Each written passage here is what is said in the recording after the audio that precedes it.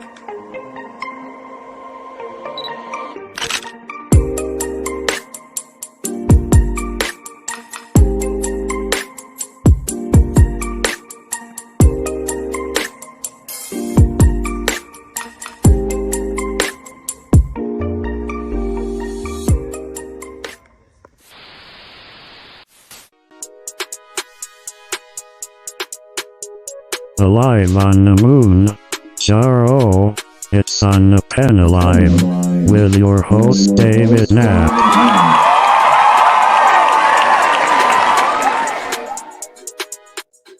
Thank you, Claptrack. Happy Thursday night. Happy 2024. Happy New Year, and welcome to On the Pen. I'm Dave Knapp, man on the Mounjaro. That's why I'm here. You are on the pen. That's why you're here. Wegovy, Saxenda, Victoza, Trulicity, Mounjaro, Zepbound, that pen.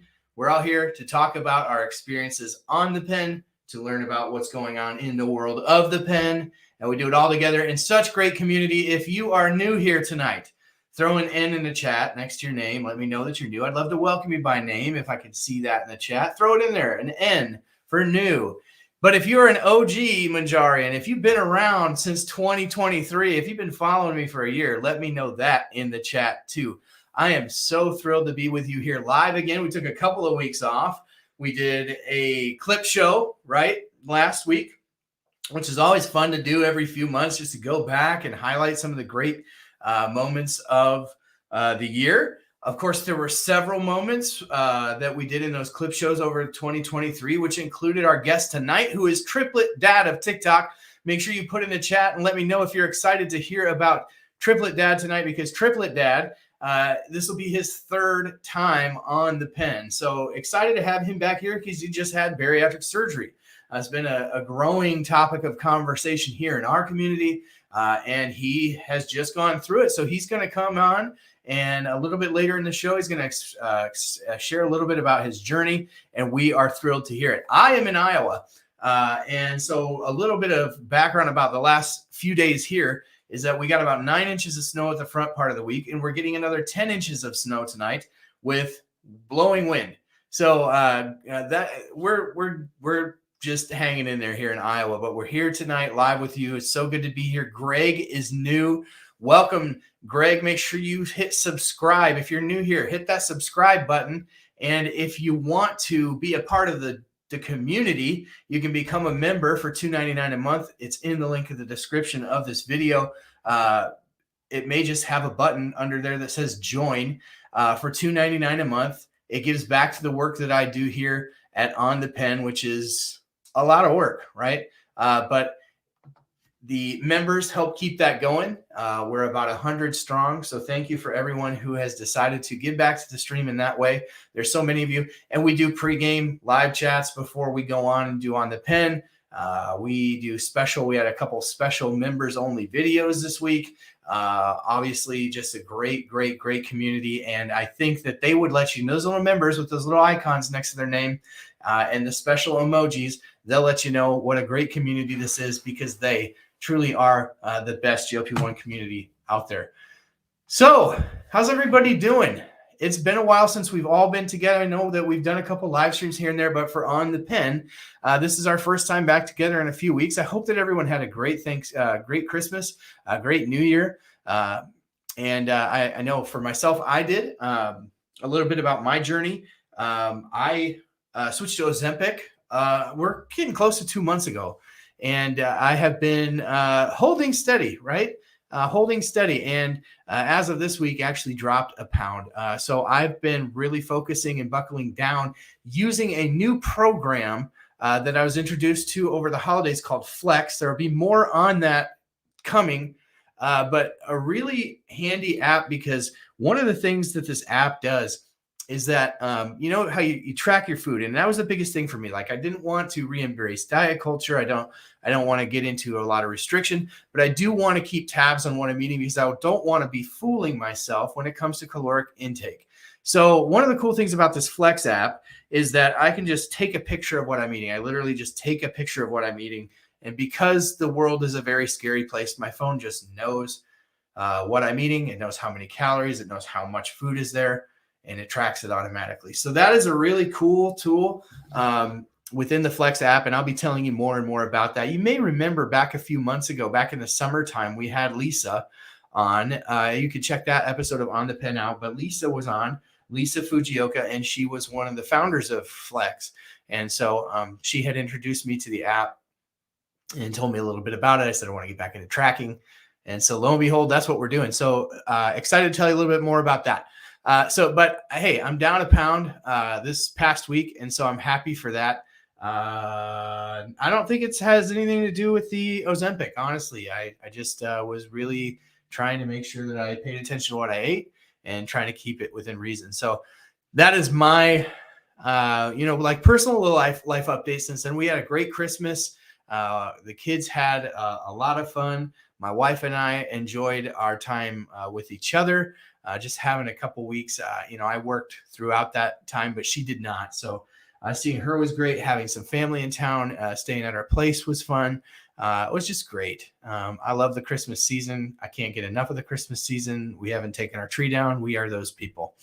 My Christmas lights are even on outside right now. So I just can't let go of the holiday season once it comes by. I know that annoys a lot of people, but you can deal with it, because I'll take any wins that I can get, right? So, all right.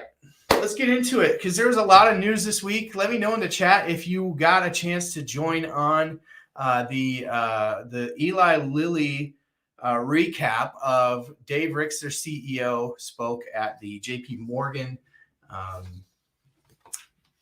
healthcare conference this week, and we did a recap on that. So that was awesome. And we're going to cover a little bit of that tonight in our segment that we like to call What's Fresh. So let's, without further ado, let's get into it.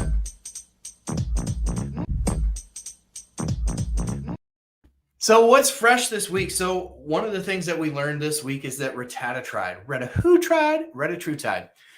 one of those medicines that I've been eagerly anticipating. We found out that we're probably not going to see retatrutide hit the market until around 2027. So we got a ways to go with retatrutide. Kind of a bummer, in my opinion. I was hoping earlier than that, but the trials don't end until 2026. So, and I had never really paid attention to the trial date ending, to be honest with you. I just assumed they would end in 2025 because they started in 2023. But they're very long trials. I think that something like 80 months long So longer than the tirzepatide trials by 8 months. And so I think it'd be very interesting to follow, but we're not going to get it anytime soon. We'll probably get CagriSema from Novo Nordisk before we get retatrutide. And probably also high-dose tirzepatide we'll get before we get retatrutide. They're testing, I don't know if you caught that video that I did a few weeks ago, but they are testing high-dose tirzepatide. My guess, my best guess, my educated guess is it's the 17.5 and 20 milligram, because there are two. Holy smokes, Jim, you got to be kidding me. Jim Osborne with a $49.99 super chat. I appreciate that, Jim. You are very kind and very generous. Thank you for that. I lost my train of thought. It was $49.99. Like, wow, that's crazy, crazy generous. Thank you for that gift to the stream. So retatrutide or high-dose tirzepatide. So we found out that they're testing 2 of those doses, right? 2 doses of high-dose tirzepatide.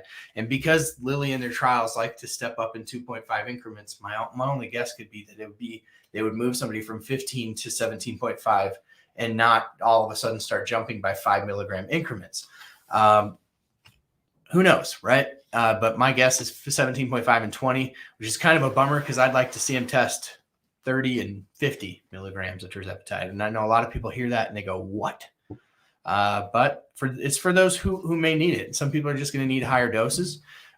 We know also that we talked about 50 milligram Rybelsus that'll be hitting the market probably late 2024 this year. So 50 milligram. Right now, the high dose of Rybelsus, which is oral semaglutide, is 14 milligrams. We also know that Wegovy is being tested at 7.2 milligrams, which is 3 times the highest dose. So if they did that with tirzepatide, they'd be testing 45 milligrams of tirzepatide. So maybe, but how would they jump them up to that dose, right?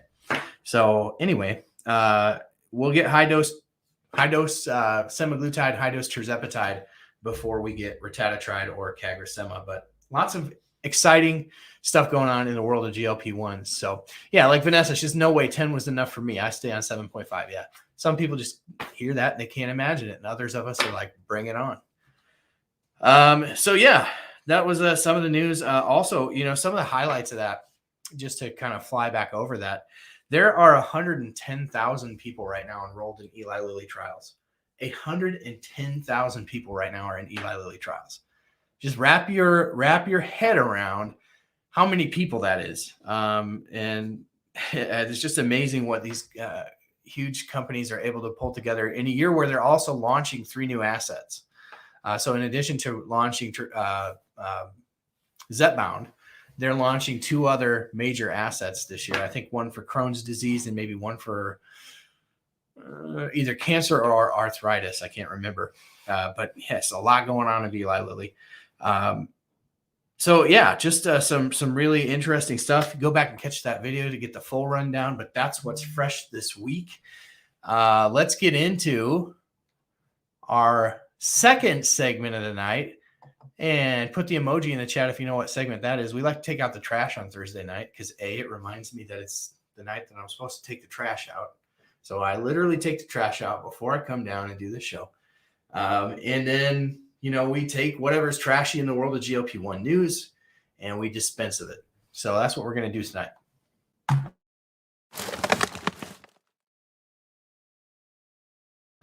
So what's trashy in the world of GLP-1s? Well, a couple of news stories hit this week, and thank you to thank you, Jim. I see a message from Jim. I really, really appreciate that. Extremely generous gift.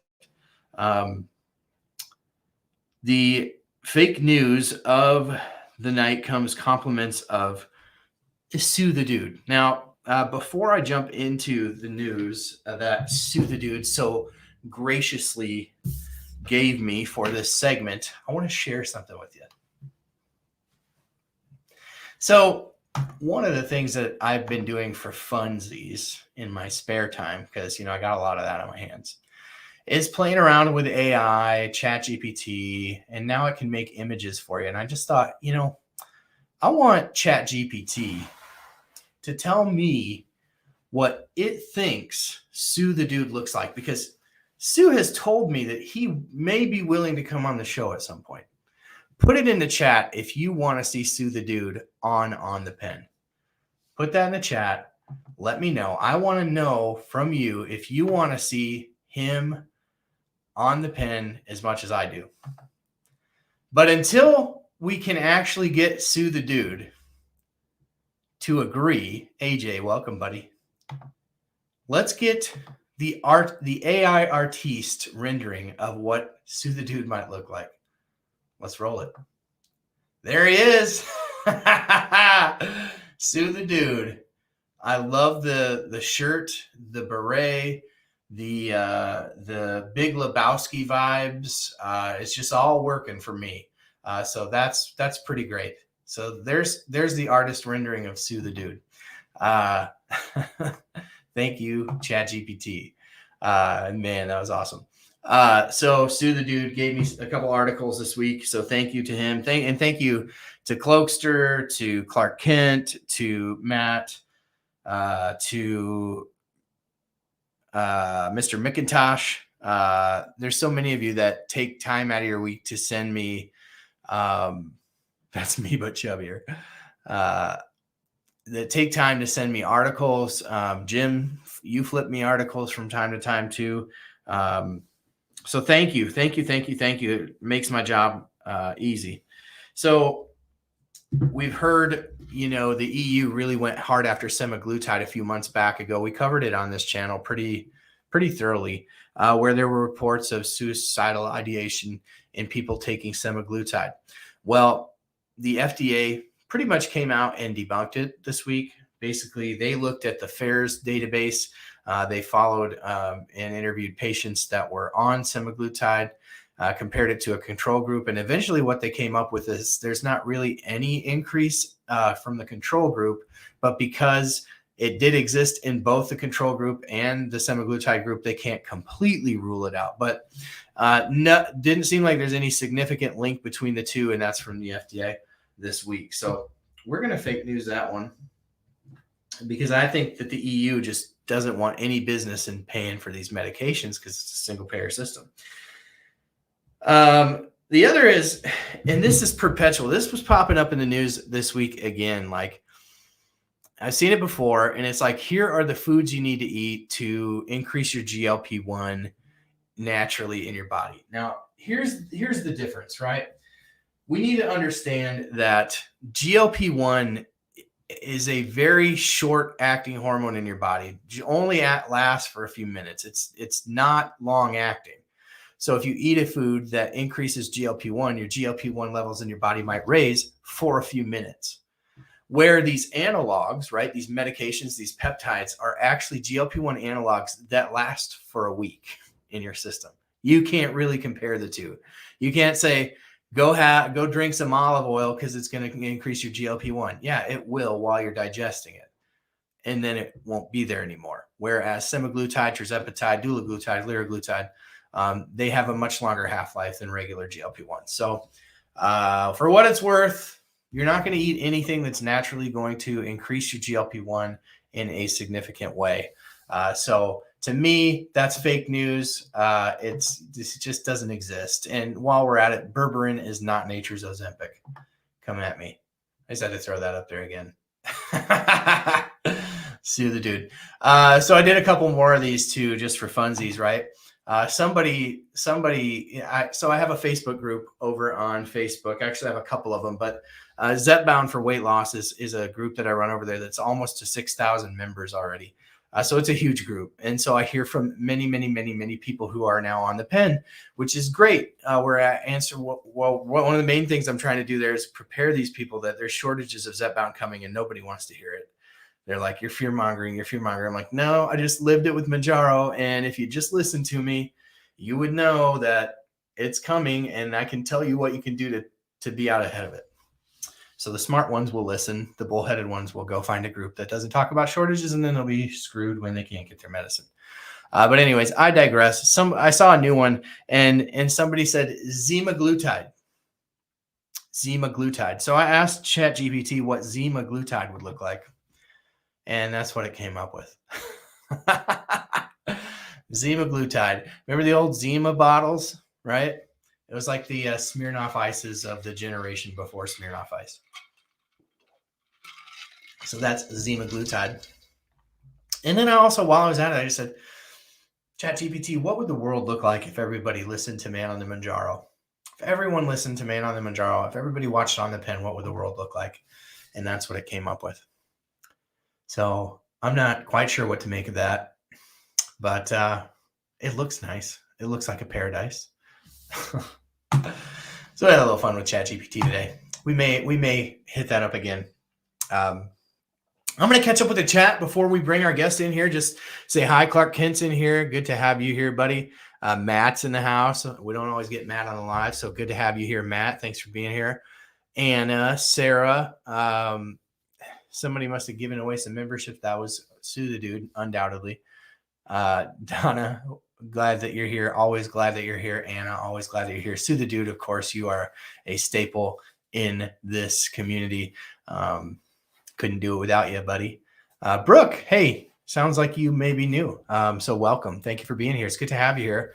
Make sure you hit that subscribe button. If you're new, your number one job is to hit subscribe. We do this every week, 9 p.m. Central, and we have a great time while we're doing it. Bonus points if you want to become a member of the channel. Members of the channel just have more fun. It's just a scientific fact at this point. So that's what we got going on. Anna, welcome. Natalie, welcome. Lil Chi, thanks for being here. Just so good to have you all here. And as Clark said, make sure that you hit that like button. That really helps with the algorithm. And as the week progresses, the more likes and the more comments that this gets, the more it gets perpetuated out. So if you could do me that favor, drop a comment, let us know that you're here, hit that like, hit that bell, and hit that sub. And let me know in the chat how excited you are to hear from Triplet Dad of TikTok, our hot channel of the week. We're going to bring him in, but not before we roll my personal favorite bumper. Hot channel.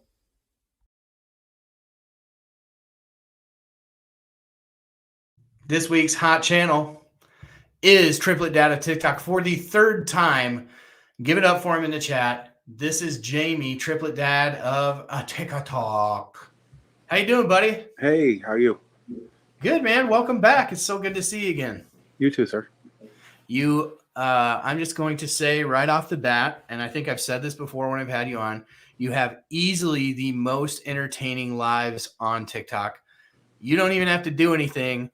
Just go back and forth with your wife. So my new job, Jamie, is I drive around the state all day, and I try to sell X-ray equipment to veterinary offices and chiropractic offices and hospitals, right? And I was rolling today.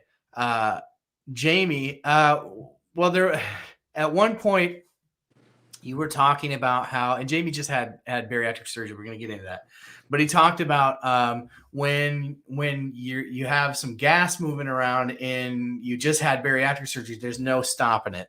So I don't know if you want to relive that moment or have me relive it with people, but you had me dying.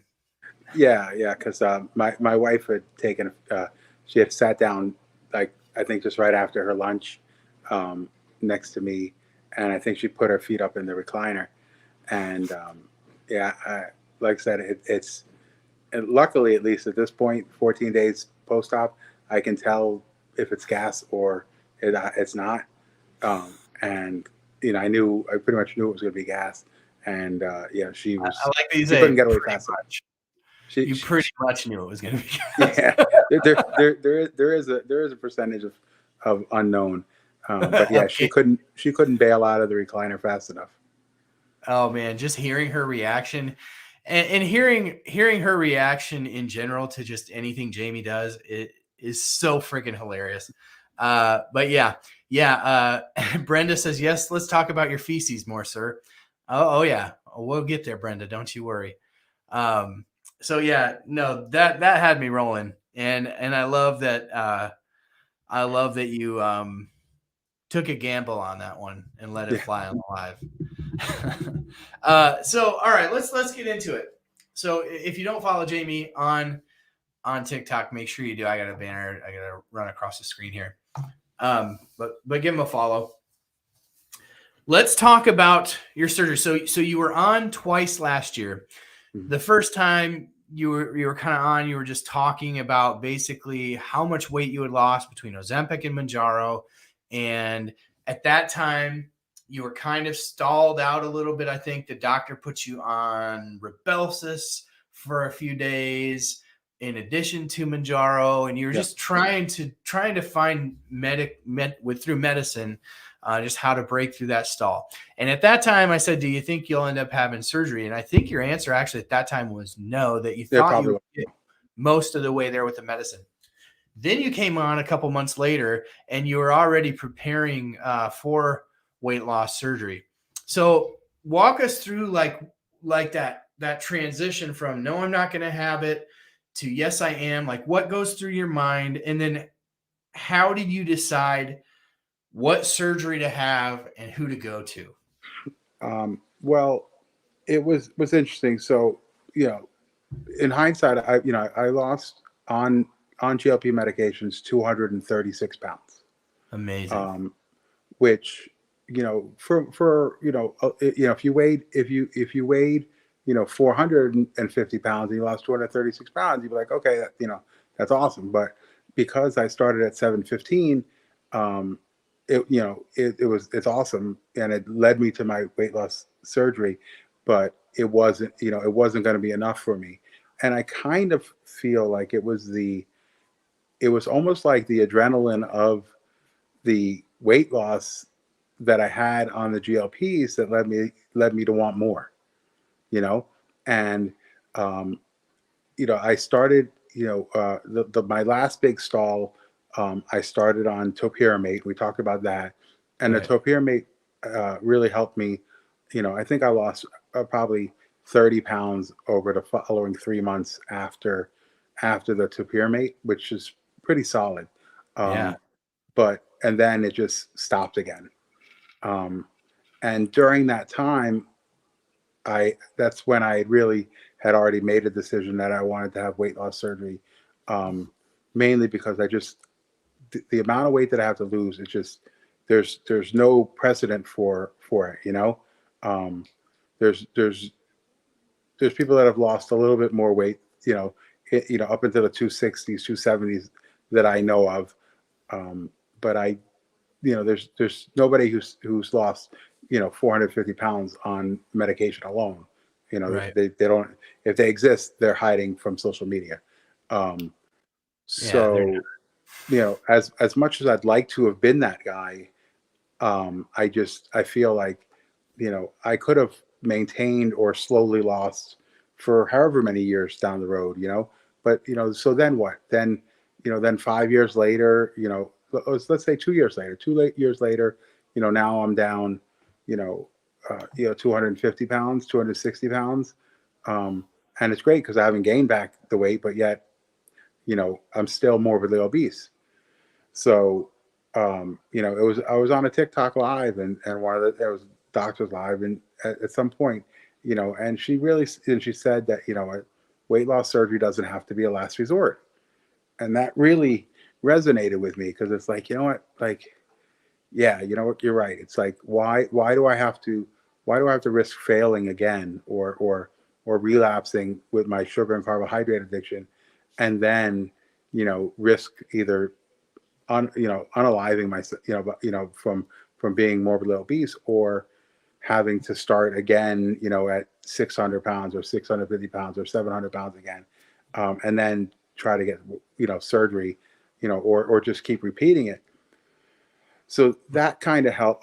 That kind of led me, and also, I had known about the duodenal switch, is the surgery that I had, and I knew about it a little bit, but I happened to come across more people that had it, and I kind of drew the connection, same way that I realized that eating a strict keto diet and stop eating sugar and carbohydrates was going to help me with my Mounjaro and Ozempic journey. I realized that the 17 months that I have stopped eating sugar and carbohydrates are going to help me with this surgery journey, because basically I started reading that people who had the surgery I have are eating no sugar. The successful ones are eating no sugar. They're eating very, very low carbohydrates. They're eating a moderate amount of fat, and they're eating protein. And I'm like, oh, it sounds, exactly. I started to look at shopping lists of people. There's a really good Facebook group that has about 11,000 members with a lot of veterans of this surgery. Even people who had this surgery 20 years ago. And I started looking at suggested groceries lists. I'm like, that's everything that I eat, on a normal basis, including the fat, the minimal amount of vegetables and the proteins. And I'm like, okay, this is like tailor made for me. The surgery itself is a combination of a restrictive surgery and a malabsorption surgery. So my stomach pouch is similar in size to a gastric sleeve. So I'd come to peace with eating less food while on the GLP medications. There was times where I had really big suppression, especially when I started topiramate. When I was on 15 milligram Manjaro and on topiramate, I got to the point where I couldn't finish any meal that I normally had been able to finish. So I was like, I kind of made peace with the fact that, I could be fine never eating, a giant meal again. And really, came to the realization that none of that's important. The only thing that's important is that I lose the weight and I'm alive for my kids. Right. So, at some point, people say, well, you can't, you shouldn't deprive yourself, and you should be able to do this in moderation. You know what? At the end of the day, none of it matters. You know what? What's more important? Being able to eat, a French fry, or, being alive for your kids. Yeah. And if it's a question for you, then you haven't gotten to the point where you're ready to have surgery and take it seriously. And I don't negatively talk about stuff that other people do, but I look in these Facebook groups, and the people had surgery similar to me, and they're like, how much pasta can I eat, and this, that, and the other thing. And it's one thing to be, a year or two post-op, and then you're adding different, carbohydrates and figuring out what works with your system. And, maybe, when I hit a goal weight that I want to be at, I'll see what kind of carbohydrates will work with my system. And if I can maintain my weight while eating some of them, sure. But in order to get there, I'll do whatever I need to do. And that's what I did on GLP medications. And all the same people I know, and some of them, like AJ in the chat, the people who had the most success on these medications are the ones that, for a good part of time, we're eating very low carbohydrate, we're eating high protein, and then the ones that are really, really successful are the ones that are able to work out as well. So it's like, can you lose big amounts of weight on these medications without exercise and without changing your diet? Sure. But if you're the type of person that struggled your whole life, being obese, and then you think you're just going to take this magic shot and you're going to lose all this weight, I don't buy that. Yeah. Yeah. There's lots of, when it comes to dieting and weight struggles, there's just so many opinions, so many different thoughts. What it comes down to is you got to find what works for you. I preach that every day. Like for me, I did 20 years of off and on keto. I know how that story ends for me, right? I know that it works really well for a lot of people like yourself, like Pug. I don't specifically know what AJ's diet is, but for those who can lose on it, and those who can sustain it and are committed to sustaining that way of life, absolutely. I think, one of the questions that people have asked me about your journey that I'm curious to hear from you on is when most people's experience with GLP-1s is they take the GLP-1 and they just can't eat. They can't even think about food. Was that your experience on GLP-1? And then is that your experience on, having had the weight loss surgery? And then people in the chat also want to know how long it's been since you had your surgery as well. Yeah. So to answer the first question, no. Like I had different levels of suppression on those medications, but I've always been able to eat. I mean, I was eating, and maybe, I don't know what you can attribute to, but I was eating probably, a meal for me would still be 2 meals a day. I was eating mostly 2 meals a day on the GLPs, even up to before I started my liquid diet for my surgery. And I would eat 12 blackened chicken tenders from Popeyes as a big meal. I would eat a pound of chicken breast, but yeah, with very little vegetables and stuff. I would eat, an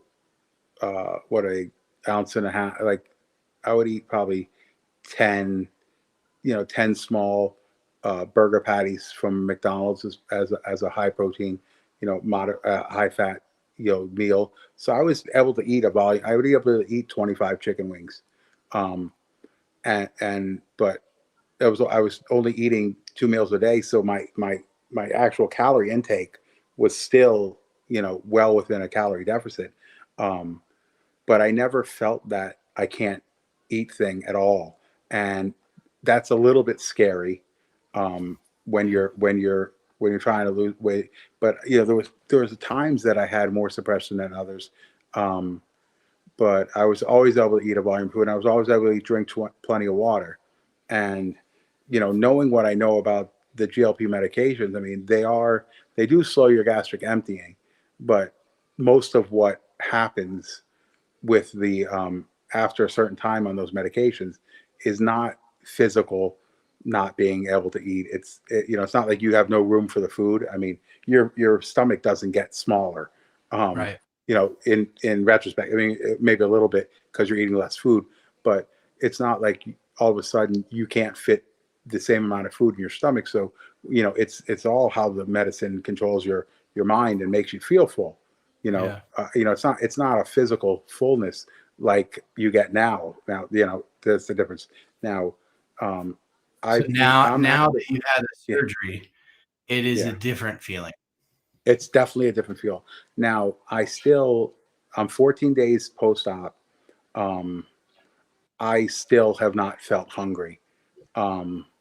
I feel kind of hungry once I start, like, if I'm starting to prepare the food and once I take a bite, I feel hunger. But what I've learned, and what I learned on GLPs too, is if you're not getting the suppression on the GLP ones, what I used to do is I used to take a few bites and put my fork down and stop for a couple minutes. And that's how I felt the most suppression on GLP medications. So if you're not getting the suppression, that's the trick. Also, not drinking while you eat is another trick to feeling more full on GLP medications. And also, if you're not getting suppression, why do you think that is? Because it pushes the food through your stomach, so you don't get the satiety from the food sitting in your stomach, and that's a big problem after weight loss surgery. That's why after the surgery I had, I'm not supposed to drink for an hour, and also protein. If I was to drink a protein drink first as one of my first meals of the day, I would not have the satiety that I do eating regular food. So even though I'm still supplementing with protein shakes, it's important for me. My first meal of the day, my first food of the day is regular food. And then I'll supplement that down the road with the protein shake, which ends up being, more protein, a little bit of satiety, but more about the protein and the liquid. Yeah. How are you feeling physically? Like just post-op, are you sore or are you? You know what? I had very little discomfort and pain up until probably day 7 or so, and then I I tried to move my mattress a little bit, and I'm pretty sure I ripped an internal stitch. I Oh, I ripped an internal stitch. So for the next like 5 days, I had like some more discomfort and pain in my lower abdomen, which has since gone. So 14 days out, um, I feel fantastic. Like my scars are I have 7 incisions, and they're glued, and they have, scabs, and they're scabbing up good, and they never had any redness, never had any tenderness. I couldn't really ask for it to go any better. Um, I would say the day after surgery and the second day after that, um, was my only oh my god moment. Like, I didn't feel really good. I couldn't, when I drank, it hurt. I wasn't eating at that point, and that was like, oh my god, what did I do to myself? Why did I do this? I should have just, stayed on the medication. Whatever weight I lost, I lost. But it only took a couple of days. It only took a couple more days to get to the point where, and then it was kind of like liquids in, liquids out for that first 6 days after surgery. And then once I started to eat pureed foods, the liquids in, liquids out wasn't happening as much. I started taking my vitamins, and my bowels kind of slowed up a little bit, and I just felt better every single day. And now 2 weeks out, it's really amazing. dude, that's awesome. Is that most people's experience? Do they prep you for that? Or do they say like, you're gonna have minimal pain, or do they prep you for the worst and then hope for the best?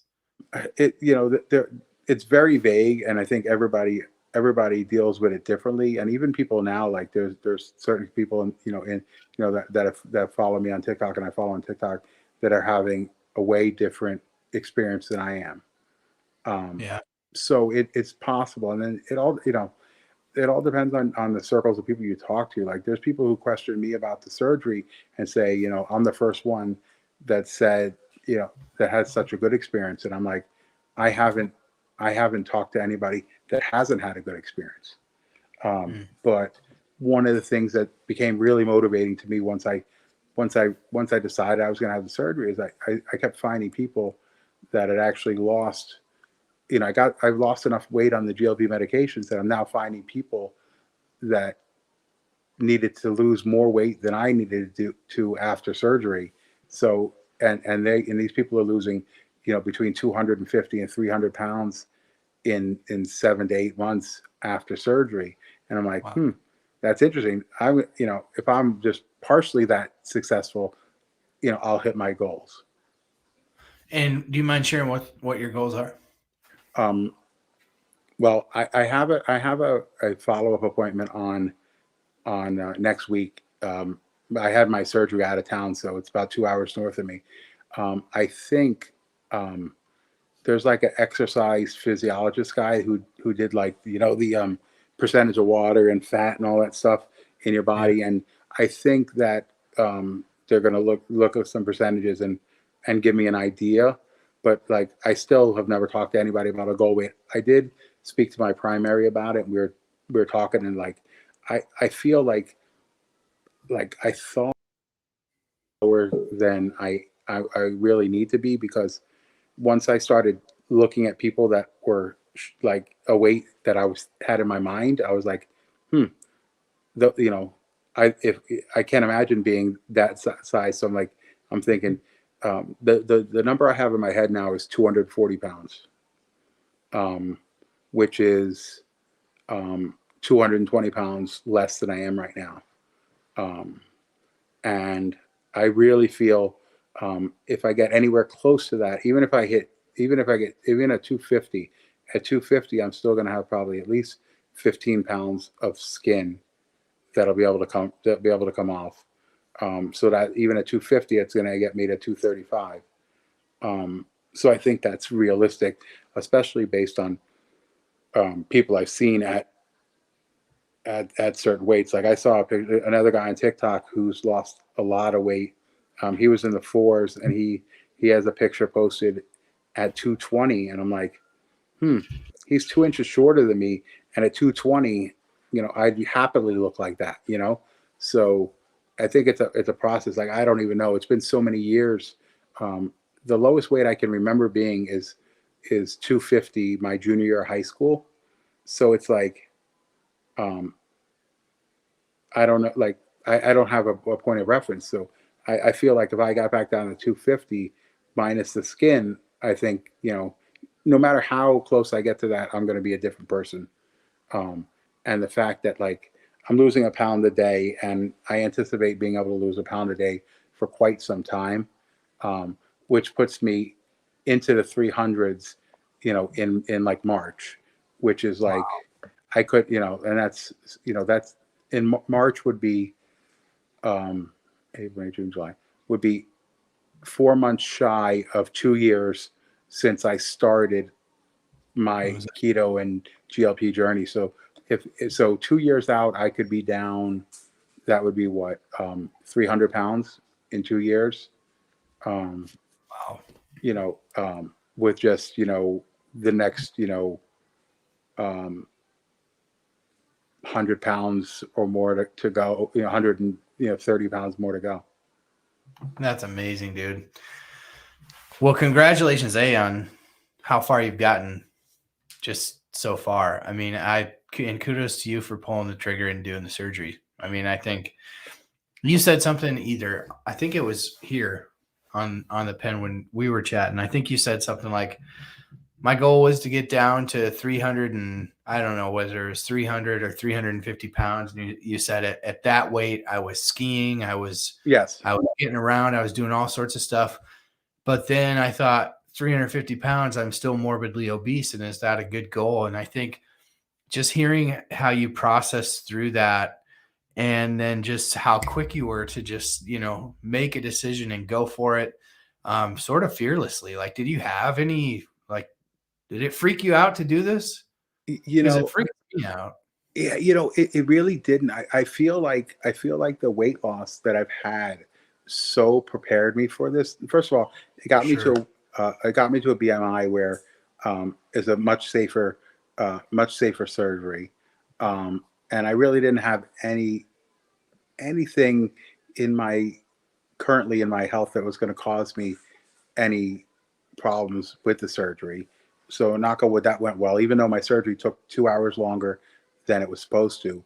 And that's why, and luckily I had a surgeon who has 20 years experience in doing this surgery, because, there were some curveballs thrown, just my anatomy and what he had to deal with, just the way my liver was, the way my stomach was, the way, the angles of your interior parts, the duodenum and the stuff they're working on. I guess it always can be a little different, but just having such an experienced surgeon, whereas, who knows what would have happened during my surgery, if a less experienced surgeon had done it. And then maybe they had to open me up in order to finish the surgery or something like that. I could imagine how bad the recovery would be if they had to open you up instead of finish robotically and laparoscopically, because that's another thing, that my surgery was done laparoscopically, but it was also done robotically. So that causes it to have way less recovery time because of it's way less invasive that way. Yeah, I'm glad it could remain that way. Like you said, You got a good doctor. I think it's probably a really important piece of the puzzle, is finding the right person to operate on you. I loved what Dr. Daniel Rosen came on a few months ago, and he said that, between him and his colleagues, they sort of have this phrase that when you cut them, you own them, meaning like once you operate on a person, you own them for life. Like you are vested in positive outcomes for that person. And, I just thought, man, that's the kind of doctor I would want operating on me. Somebody who's going to take ownership of. I can expound upon that. Now, it wasn't told to me, but I've read it in people's comments and stuff. My surgeon, if you have like some kind of obstruction or need some kind of follow-up surgery, like emergency surgery, and you go to the hospital, I mean, he's not a regular surgeon. He's a bariatric surgeon. That's all he does. But if you go to the hospital in the middle of the night and you have an issue and he was your surgeon, he will stop what he's doing, come in the middle of the night, and do your surgery. Wow. Yeah, like that's not even a question. It's what happens. That's amazing. Yeah. That's awesome.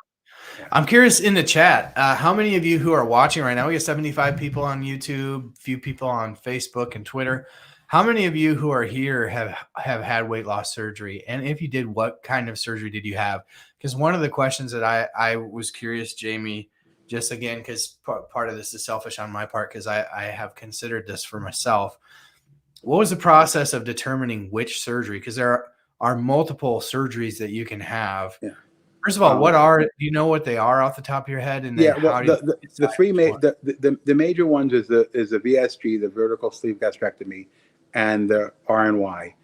Nobody does the lap. I don't think they don't even do the lap band anymore because it's a waste. So I think the RNY and the sleeve are your number ones that most are being done.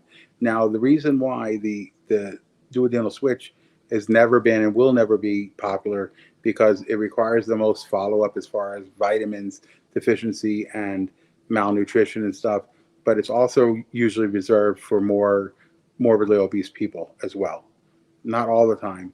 But it's important. I feel like it's important to have a doctor, a surgeon that's going to tell you, going to suggest a surgery based on you alone and not the fact that, that not that they do, that if you go to a surgery center that only does sleeve gastrectomies, there's a good chance that you're going to leave with a sleeve gastrectomy, whereas my surgeon does sleeves, he does bypasses, and he does switches, and there's other people in the practice that do as well. But if you go to, like, I went for a consultation at my Cleveland clinic here, and they talked about sleeves and they talked about bypass, and then I had asked about the surgery that I wanted, and it was like, oh, we have done that. Well, you're not on me, you're not. I'm not having surgery with we have done that. I want a guy that that does them all the time. But now the hospital that I went to, my pre-op was on Wednesday, my surgery was on Thursday. The doctors do surgery on Thursday and Friday. In my pre-op class, there were 19 people having surgery between Thursday and Friday, between two surgeons. Wow. I think there was one other switch So these guys were doing 10 surgeries a day? Correct. Wow. Five each. But I'm pretty sure that my surgeon probably does a vertical sleeve gastrectomy in probably, on average, probably 40 minutes. He could probably do it from his iPad in his office, robotically. I'd imagine, is that kind of guys? And doing a surgery. Yeah, because they do a lot more of those surgeries. But when I had my consultation, I didn't meet the surgery till the day before. But with the nurse practitioner and stuff, we had the consultation, and then they recommended the surgery. I had told them, they'd asked me what surgery I was interested, and I told them, and it was, and that's what they were going to recommend anyway. But I kind of knew that, that's why the research is important, because if you feel like a gastric bypass is the surgery that you want, you've done the research, and you go to a surgeon that does 95% sleeves, then you're doing yourself a disservice. You want to go to a surgeon that if they meet you and say, with whatever medical stuff and whatever history, you should have a duodenal switch, then they should be sending you to somebody else. And I don't know how often you can get that, where a doctor's going to say, okay, we're not right for you, so you need to make sure that you know what's right for you as well, because the sleeve. Now, if I was lighter or younger, I definitely would have had a sleeve versus the switch today, because but mainly only because I know what I know about GLP medications and how the GLP-1 medication after the switch, after the sleeve, I think is something that could really, really help with maintenance. I know with my wife, after she had the triplets, she gained a lot of weight back and was able to lose all that excess weight that she gained back on Manjaro. And, just so having that firsthand knowledge. But sometimes depending on what your other symptoms are, gastric bypass might be a better surgery. I think if there's a history of reflux and stuff, I think gastric bypass is a better option.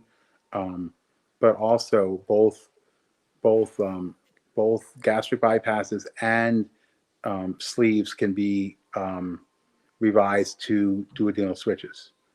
Okay. And what's also interesting about the switch is that if you have major issues down the road with malabsorption and stuff, the switch part of the surgery is reversible.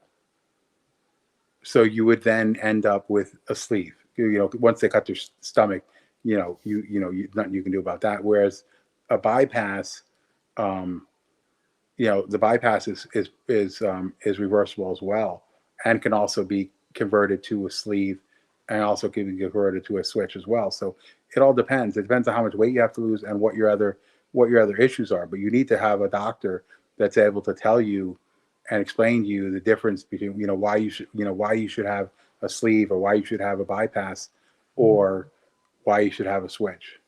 Okay, I was going to ask my question, but I've seen this question like 3 times in the chat. Do you mind sharing your doctor and where you had it done? Yeah, I had it in Celebration, Florida, as Dr. Dennis Smith. There's two surgeons in the country that honestly, that most people will look at for things. One of them is in Texas, is Dr. Ayula, who is arguably one of the best. And then there's Dr. Smith, as far as the switch goes. But they all do, like I said, they all do all the surgery. Those guys do all the surgery. Not Dr. Nausarden. No, definitely. You think you could do that? Yeah, I don't know. Like, as for entertainment, he's good. Like, I don't know what his surgical history is. But I know he does sleeves and bypasses. He does at least 12 per season.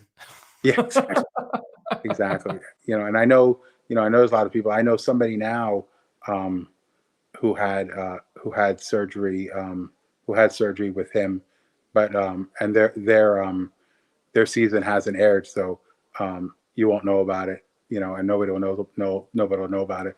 But I would never go see that guy based upon what I've seen. Yeah, he's definitely interesting. And I got approached, beginning of my journey, I think, by the producers of that show. And if you know my personality, that we would end up in a fight. I would love to have seen you in that room with Dr. Nausard going back and forth. Yeah, that was going to end up in a fight. That would have never worked. You would have hit him. Yeah, exactly. But you know what? When you really look at like some of the comments that he makes, they're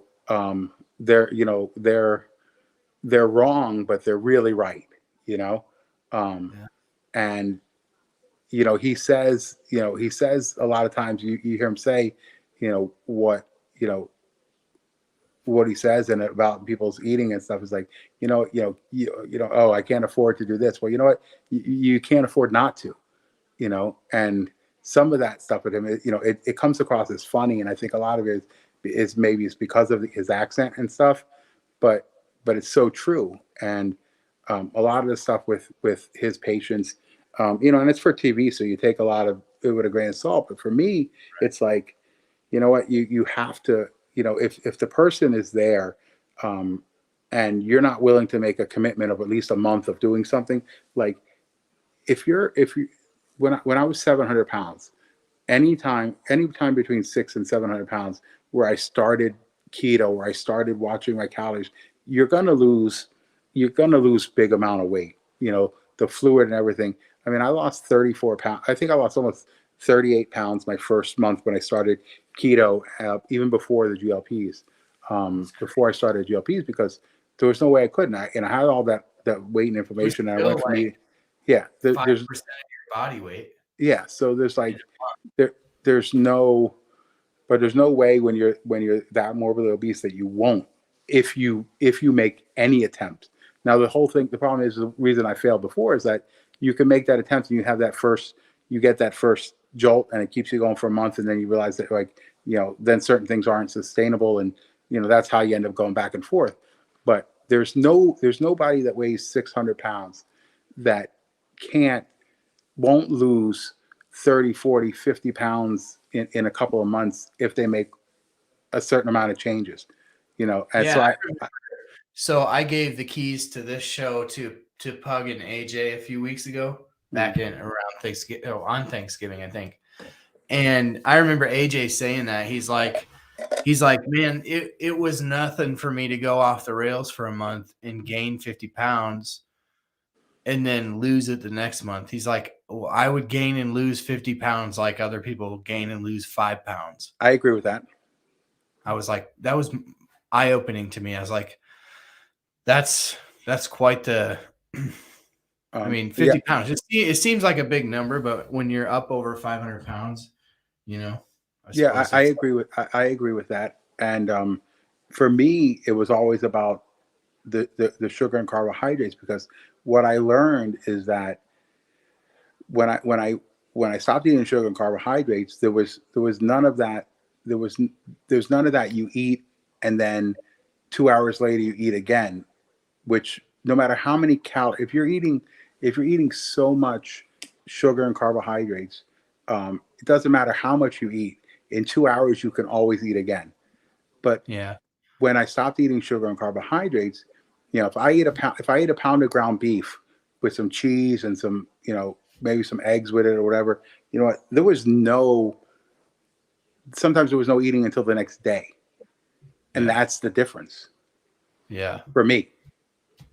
Yeah. I've trust me, I've been on and off keto for 20 years, so I get it. I know this is probably hard for you to believe, but it stopped working for me. Keto stopped working for me I mean, even on the GLP-1 journey, when I first started it, I was pretty strict with keto, and that is when I lost my weight. But I think it's more attributed to the fact that I was on the GLP-1. I was just eating less. I honestly don't know what to make of my journey, but what I have actually found for me is that what seems sustainable is, like, this last week I lost a pound. It's the first time in 6 months I've lost weight, and I've done probably 3 to 4 weeks at a time of keto in between there, just because my doctor has it so ingrained in me that that's what's good for me as a diabetic. But this week, like, I was eating 150 to 200 grams of carbohydrates in a day, and my sugars were doing this, but I never got to the point where I felt like I was famished and then I'd have to eat an ungodly amount of food in one sitting. And, like, I'm so twisted up from 20 years of that yo-yoing on the keto that it just, I think my body, like, acclimated to it somehow. I don't have a scientific explanation for that. Just my life experience.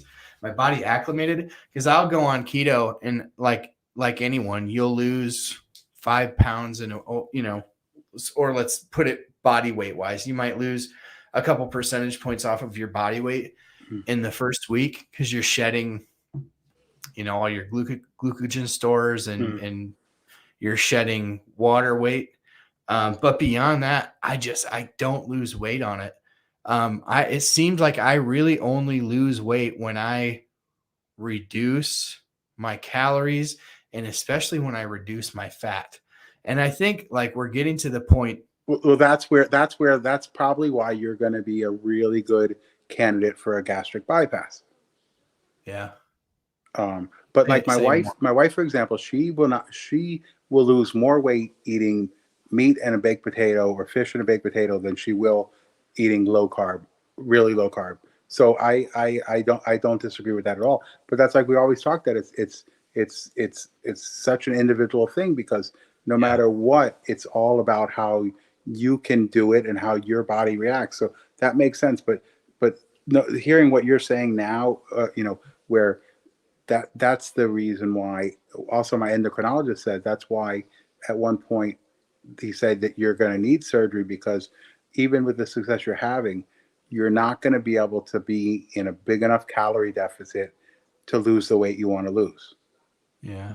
So yeah, without being miserable. yeah. Now, with that said, so now that you've had this 2 weeks of the surgery under your belt and you're saying, I don't feel hungry, right? Correct. And you kind of have to force yourself to eat a few bites, and then you can kind of regain your appetite a little bit. Like, does that bum you out that might be reality? Like to lose, I mean, because eating is a sort, I mean, for some people it can be unhealthy, but everybody loves to eat good food. And you're a chef. Like, you and I both kind of grew up in the restaurant industry. So you and I both love to cook. We both love to be creative in the kitchen.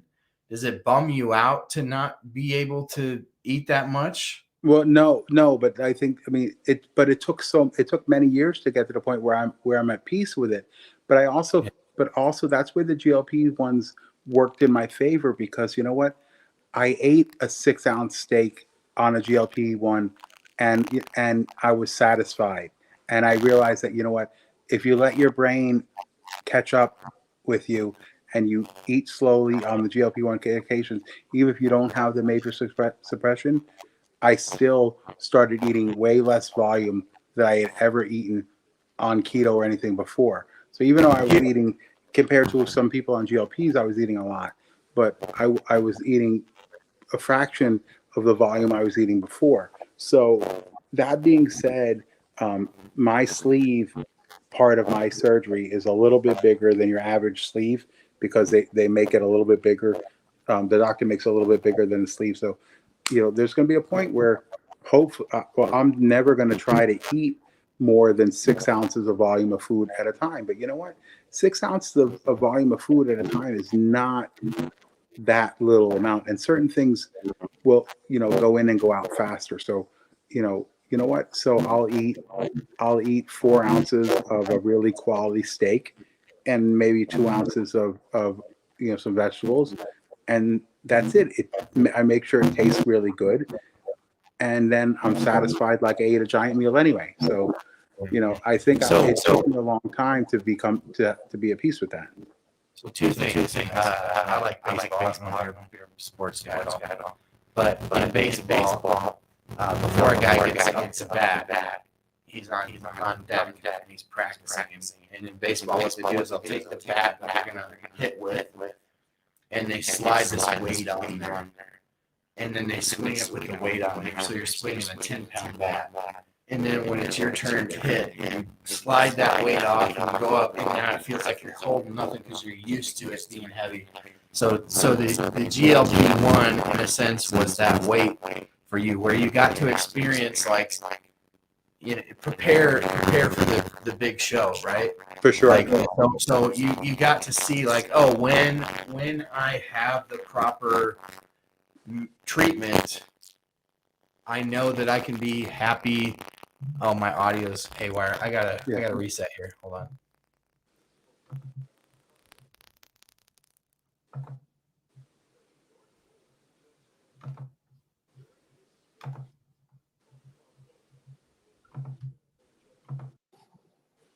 Okay, this has happened once before. Hopefully that's better. Yeah, better. Were you hearing me funny? Yeah. Okay, better now? Yeah. All right, cool. So yeah, it hopefully you got the right treatment, and now hey, I can do this. I can do this thing. That's exactly what happened. That's really exactly what happened, and that's why, people ask me, well, why are you having surgery? I had so much success on a GLP, because you know what? Because surgery is the right call for me. It just took the success of the GLPs to get me to the point. Yeah. Here's another question for you. This is just, and I'll cut you loose here in a minute, because I know it's getting late for you. It was late for you when we started. with Ozempic and Wegovy, or Ozempic and Mounjaro. So I did the inverse. I started on Mounjaro and I moved to Ozempic. Tell me if this was your experience. On Mounjaro, I just didn't think about food that much. It wasn't that I couldn't eat if food was in front of me. I wasn't repulsed by it. And there were times where I would start eating like a plate of food, and like halfway through I'd be like, oh, what's that? I feel full, and I could quit. Like that just wasn't a thing for me prior to that. So that was my experience on Mounjaro. Never couldn't eat, never was repulsed by food, but thought about it less often probably, and didn't always need to finish what was in front of me. That was my experience with Mounjaro. With Ozempic, it's almost as if I have taken nothing. I don't have a single side effect from it, and I'm taking the full dose. I don't feel like I've taken anything. I don't feel any sort of way with it. But once I eat, that food, I feel like stays with me for a long time. Like I can feel it in my gut for a long time. I didn't experience that on Mounjaro. I didn't get any sort of delayed gastric emptying. And the reason that I know that this is actually not just something that's in my mind is I wear a CGM being a diabetic.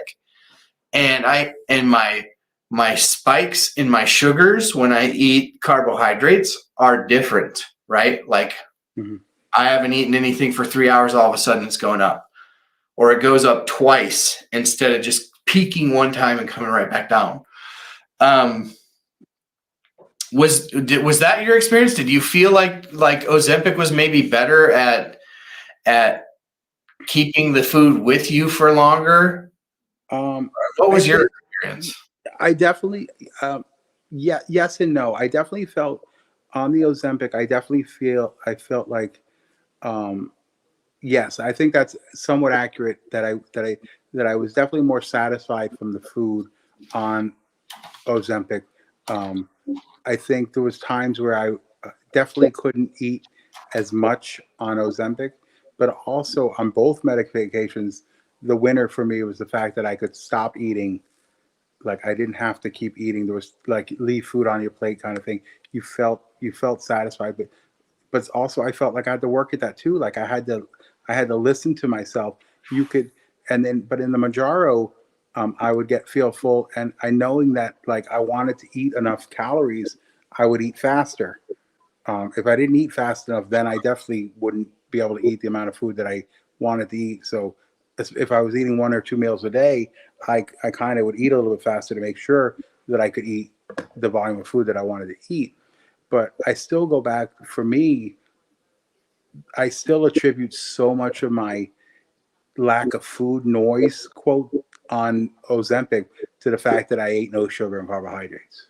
Yeah. So I think if that's why I feel like that was such a big part of the big losses there, was the fact that like I wasn't eating the sugar and carbohydrates, so I had no cravings because of that. Whereas people say they lose their cravings of certain things with Mounjaro, and because of the GIP part, but there's no GIP of the Ozempic, so there's no reason for me to lose the food noise part, except for the fact that I wasn't having sugar and carbohydrates, so I wasn't craving the sugar and carbohydrates, which is what you crave. I mean, nobody ever craves. I really, I feel like I need to eat the meat, like I need to have the burger. It's not about that. It's that yearning for it from the carbohydrates. So, but between the two medications. And again, the counterpoint to that is I've done both, and I've noticed no real difference. So there you go. So then So in that case, then I think you're obviously you're correct for you, but I think, and I agree that like there was a different feeling of fullness with the Ozempic than the Mounjaro, but I think then it also goes back to then which one is better for you depends on how you how your issues with food. You know? Yeah. Right. I think you're 100%. Yeah. You hit the nail on the head. So good to talk to you, Jamie. You too. I appreciate you. Quick questions before we go. One, has anybody thrown any shade at you for getting surgery? As you know, did anybody try to poo-poo this or steer you away from it along the way, or has everybody been pretty supportive? Yeah, everybody that I know has been really supportive because they just want me to succeed, you know. And that's like my PCP from the get-go was like, I don't care what you do, just lose the weight. So sure. Actually, my PCP moved away. She moved like an hour south, and I didn't know where she went, but I found her. And when I walked in last week, she's like, I was so happy to see you here because I really wanted to follow your journey. And like, so basically, so now I'm reunited with her, and she actually made me make an appointment for 6 months, even though I don't need a 6 months appointment, just so she can see what I look like and see my progress. That's awesome. Which is awesome. You tell her she could just see your progress by following you at Triplet Dad. Yeah, well, she said I didn't want to stalk you on Facebook or TikTok. I'm like, it's okay.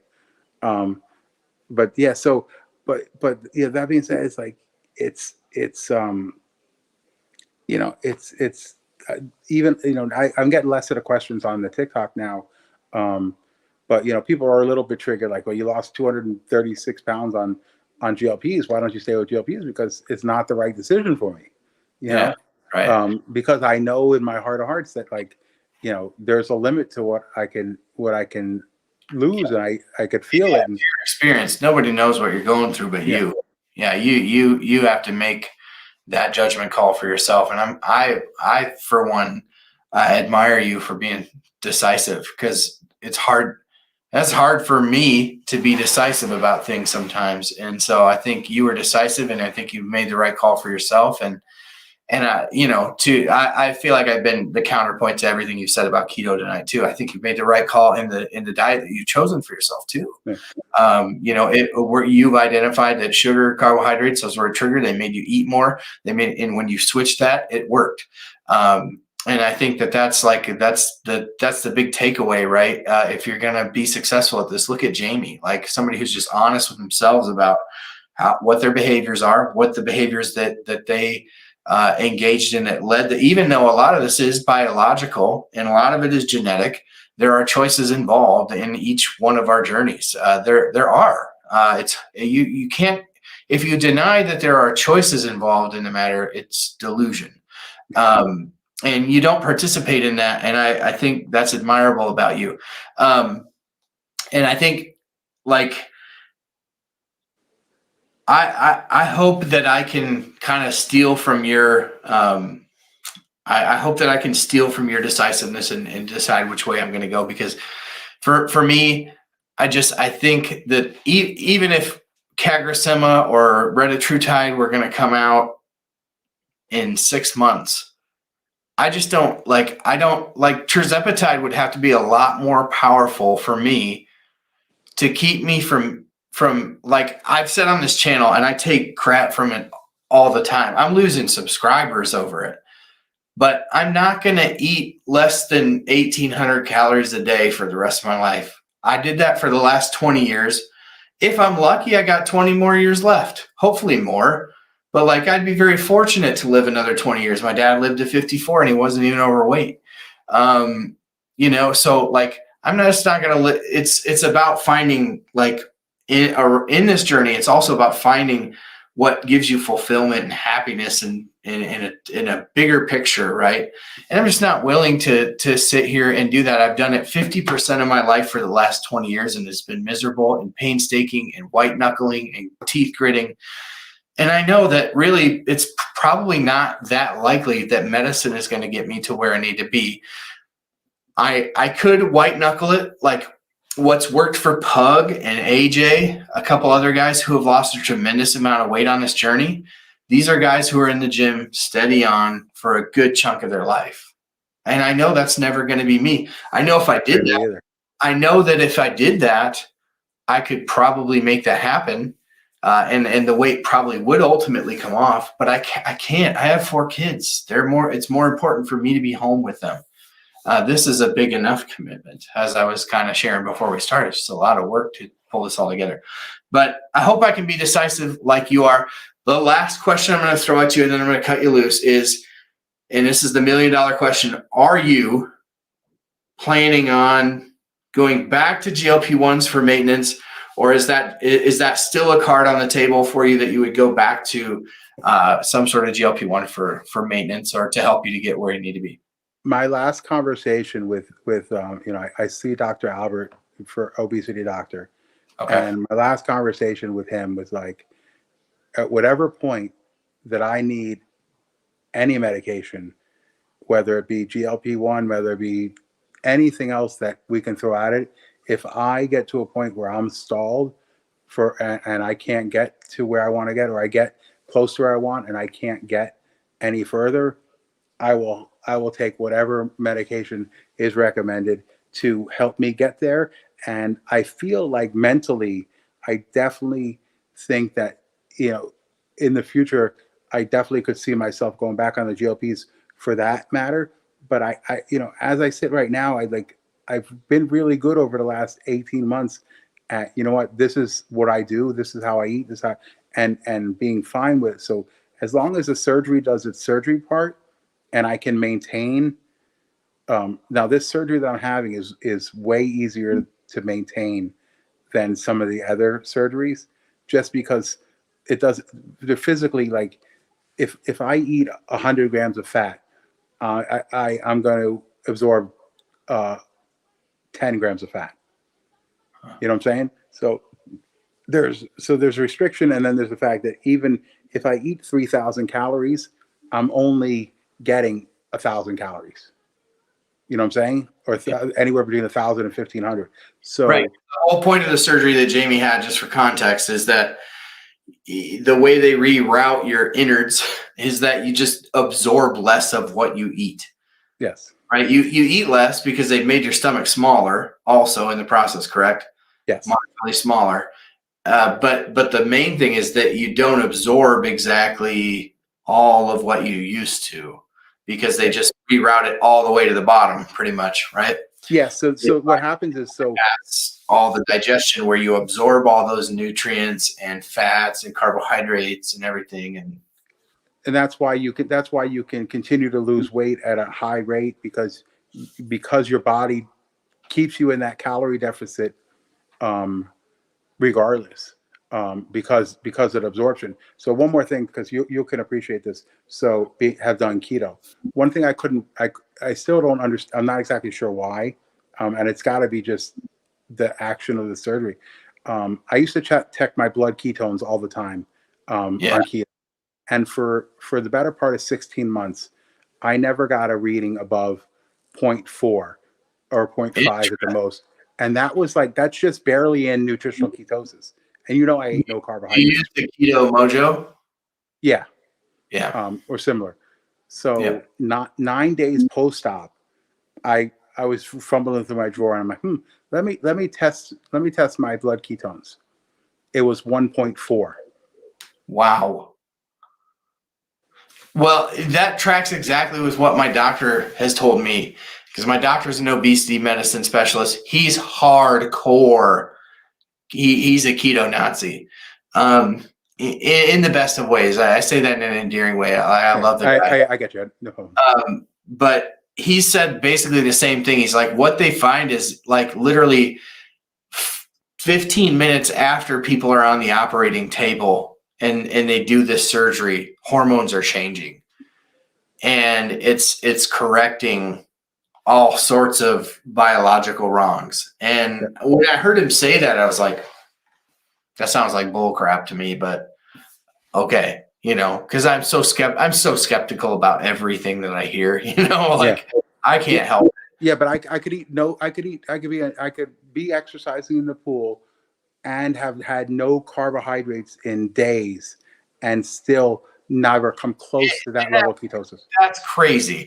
And that's one of the things that would frustrate me on keto too, because I'm like, I haven't eaten a carbohydrate in a week and I weigh 300 pounds. There's no way that I have 0.3 you know, like it's almost like checking the ketos. Do you know that they have continuous keto monitors now? No, I did not know that. So they have CGMs for glucose, but then they have the continuous keto monitors. It's getting That would drive me nuts. That would, I already obsess enough. But anyway, I'm going to cut you loose, not because I couldn't continue to talk to you for 4 hours and then you got to end it. You guys, but it's late. And I just appreciate you coming here. I'm proud of you, man. You've done a lot for yourself and for your family. And I admire you for that. You have 3 small girls. I have 4 small kids. It's no easy task, and I know that you're just a good dad, and you want to be there for them, and you want to do the right thing, and you're decisive. And so I admire that. I'm proud of the progress that you've made. I'm proud to have made friends with you over this last year. I'm thankful that you've come on here and shared your story. We'll do it again as long as you're willing. I know people love having you come on here and hearing your story. Earlier, I asked like how many people in the chat have had some sort of surgery, weight loss surgery. And it was over an overwhelming amount of people that were, yeah. And you know that half the people weren't raising their hands because they didn't want me to throw them up on the screen. So, you know, it's just a big part of the journey for those of us who struggle with obesity. And I appreciate how open you've been about sharing your entire journey. This guy doesn't hide anything. He doesn't keep anything. He just puts it all on the table. So if you haven't followed Triplet Dad at TikTok, please make sure you do. But the other thing I want to make sure that you know is that in the vein of him being a good dad, he has a kind of a craft business that he's put together with his 3 triplet daughters, and they make pens, including Manjaro themed pens. And if he can get empty pens, Zepbound pens and Ozempic pens and probably all the things, right? Yeah. Tell us a little bit about that, how we can find it. And the link is in the description if y'all want to go support Jamie and buy a couple of pens. Yeah, they're on tripletfamilycrafts.com. And also I do sell them on my TikTok shop too at Triplet Family Crafts on TikTok. They're I think $8 or $9, and we usually people are I pull the guts out of the pen, and then I cut the actual outside of the pen, and then I figured out with my girls what selection of beads fit on there. And we make the pens. But there's pictures up on the link to the website, and I have some people actually sending me more Zepbound pens now, so we'll be able to make some more. But the Manjaro ones are pretty cool, and they've become pretty popular because the Manjaro has been such a big part of people's lives that they kind of like to represent. And It's not just a sticker we slap on there. You know, I'm using the actual plastic outside of the thing, so we cut it and make it work. And you know, people like it. And I have a Wegovy pen there, and I can make those Ozempic pens and stuff as well. Well, I think it's awesome that you're repurposing those pens, because I don't think there's a single person that has ever come into this live who isn't like, what a waste these pens are. Yeah. Let me see if I can do something without blowing up the internet here. Can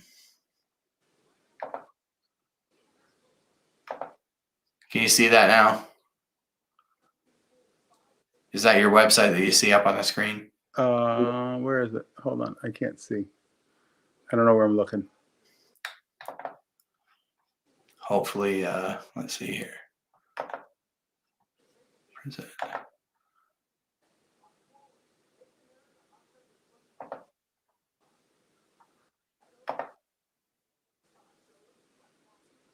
Yeah, it's tripletfamilycrafts.com. It's simple. You probably got it figured out. Yeah, I was just trying to show it on the screen. I think I did for a second anyway. But yeah, check it out, tripletfamilycrafts.com. I got a link in the description of the video if you're on YouTube. Check it out. Jamie, thanks for being here, buddy. Thank you for lending me some time. Thank you for staying up late, and I hope that you'll come back and share. I firmly believe that you're going to get exactly where you need to be. So anybody who can stick to keto for 18 months can stick to it for life. I'm pretty confident of that, having been on the journey I've been on. If I stick on at it at 18 days, then I feel like that's a really big win. So good for you. I appreciate it. Yeah, tell Triplet Mom thank you for lending you to us tonight. The girls too. I'm sure she might have put the kids to bed or whatever. But thank you so much, and we'll catch you next time you come on the show. All right. Thanks, Dave. Appreciate it. Yep. Take care, buddy. Bye. Jamie, Triplet Dad of TikTok. Every time he comes on here, I just really, really, really enjoy the time. I really enjoy the discussion. Really great to interact with you all in the chat. I want to say a special shout out to some people that I see in the chat that I think came on after we started here. MBB from the DMV. I hope that you're doing so well. I hope life is treating you so well. Amy F. I saw that you gave a super chat earlier. Sean, Brittany, you looks like you're new. Make sure that you hit the subscribe button. Sunshine, Patricia, I know that you're over on TikTok also. There's the Lil Chi. I think a lot of you have joined since we started. So hello to you all. Thank you for being here. If you're new here, make sure that you hit the subscribe button before we go tonight. Thank you tonight to Sue the Dude, who gave, again, a bunch of memberships. If you were the beneficiary of that, make sure you give Sue the Dude a shout out. Jim, thank you for the massive super chat. Amy, thank you for the super chat. You're constantly dropping super chats on my video. I thank you for that. It really helps all this happen. And it helps me justify the time that it takes to put into this. And I'm just very thankful for this. Going into 2024, I can't wait for what this year has to bring to this channel. And I just think it's going to be amazing. And thank you. I'm just very grateful for what this community has become. A couple ways that you can stay in touch with me throughout the week. You can check out Zepbound for Weight Loss on Facebook. It is a group almost 6,000 people strong. Emmy, this is a great one if you have people that you're prescribing Zepbound to. It's led by me and a couple other OG Manjarians who have been there, who are very smart. Brent Tuggle, who was a guest, I think he was the last live guest that we had on before the break. Maybe it was Chrissy G, but one of the last guests that we had on live before we broke for the holidays. Just a really smart guy. Mel, my sister from another Mista, who has been following me over here for a long time. Very smart, very educated in these. She's been on Ozempic. She's been on Mounjaro. So like having been through everything on these medications, it is just a really great group. So make sure you check it out and send everybody who's just starting Zepbound that way. Appreciate it. Appreciate all of you. It's just so good to be here with you every week. When I leave here, I'm going to roll the video that I created for the new opening just because it made me smile putting it together. I knew y'all would appreciate it. Until next week, thank you for being here. Thank you for being the best part of what I do here at Man on the Mounjaro. You make this all work. Thank you very much. Have a great week. We'll see you next week.